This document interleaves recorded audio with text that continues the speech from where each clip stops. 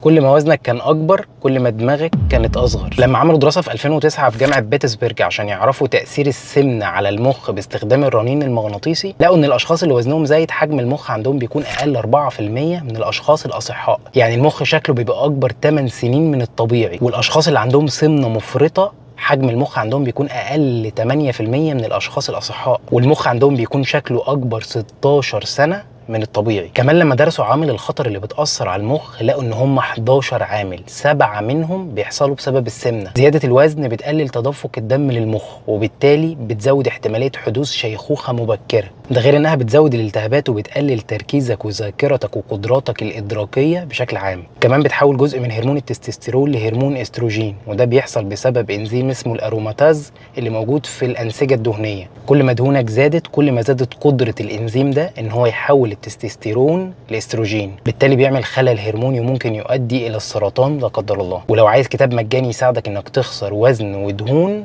اكتب لي اي حاجة في الكومنتات.